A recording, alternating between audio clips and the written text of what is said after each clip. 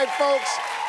Listen, the holiday shopping season can really take a toll on your wallet if you're unprepared.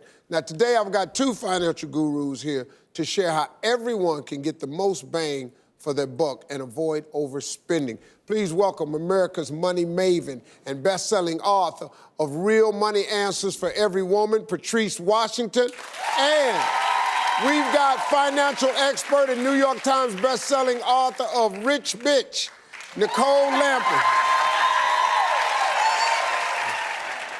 So Patrice, let's talk to you first. What's the first thing that shoppers should do this season?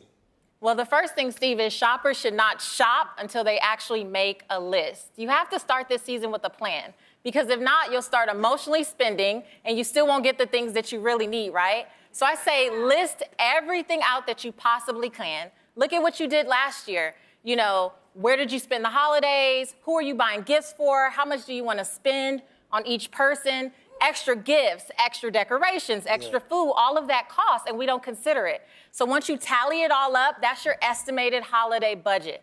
And then you want to work backwards. So how many weeks or how many paychecks do you have left between today and Christmas? I know it's a little late, so start this early next year, but how many paychecks or weeks do you have between now and then? And then put something away towards it every single week. Start crossing things off that list, because the reality is just because the holidays have started, that doesn't mean that real life stops. So you can't put a whole paycheck towards the holidays. Yeah. Make that list. Make the list. Check it twice. So Nicole, this is for you. How can people save money on gifts? Oh, so many ways, especially online. We're doing most of our holiday shopping, let's be serious, right? Online. So here's a little sneaky thing that I want to tell you guys about. Go on the line, go shopping, put all the stuff in your cart, whatever you want from a store. Go crazy. Put in your name, put in your information, your billing information, your address, all that stuff, and then get out of there. Close out the browser, step away from the shopping cart. And I love this for two reasons, because first, it's kind of a cooling off period. Like a couple days later, did you actually want that thing? Maybe not. Was it in the plan? But if you did, then you'll probably get an email saying, oh, hey, Patrice, I missed you. Here's 10% off. Here's 15% off if you come back. That's a good one. See that? That's slick. That works. Play a move. All right, Patrice, I'm a fan of Layaway. I was raised on Layaway. My family, we survived cause of Layaway. That's gone away a lot of places now, but some people have brought it back.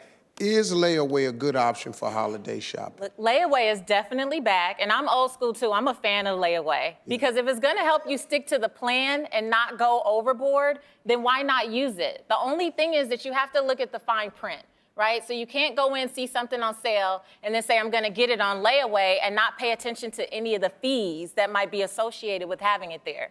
Because once you let the fees pile up, you might as well not have gotten it on sale. The point is to save money. So look at those fees, right? Right, but if you do get it on sale, that's great, because you're locking in the price. Right. But if you don't get it on sale and it does go on sale, You miss out. you're out of luck. It can be a great tool, but it can backfire if you don't know what to prepare for.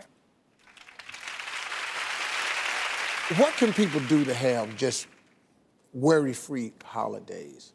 The thing is, you just really have to commit to not overspending. Like, I get it's the holidays, but I think we tend to go overboard.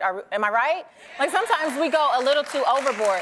And the reality is, if you create the plan and you stick with it, and you also remember that this is about friends, it's about family, it's about creating memories. It's not about going broke trying to buy gifts that people don't even want. And I think that sometimes we forget that we can offer our own time, our own expertise. You have a friend or a family member who needs something that you have, whether that's your organization skills, or maybe they just need a babysitter, or maybe they need a little handyman help, or you can teach your girlfriend how to do her own makeup, something that's gonna help them and take them into the new year. It's not about whether you have the money or not, it's about being thoughtful with what you're offering, because more stuff doesn't help. Okay, but let me say this though. Here's what I think really happens to people. Most people overspend when those same people never get overspent on. if you know what I mean. You find yourself, you trying to make sure don't nobody feel left out. So you want to get everybody something in case they come over to the house, they have something to open. Then they come over to the house, they ain't bought you nothing to open. Right. Here's my rule. If you have not talked to a person in 7, 8 months, they should not be on your Christmas list. Agreed. Well, what have we learned here? Don't buy nobody nothing. Everybody come over and get a slice of pound cake. I think these tips can be helpful, though. I really do, because, man, don't throw yourself into hock this holiday season. Because now you got to mess around, and now your whole income tax check is spent getting yourself straightened back out, and when the income tax should be a way for you to get ahead. And all it do is try to get you back to zero. Don't do it. Yeah. Patrice, Nicole, thank you for the tips, Thank ladies. you so much. We'll be right back, folks.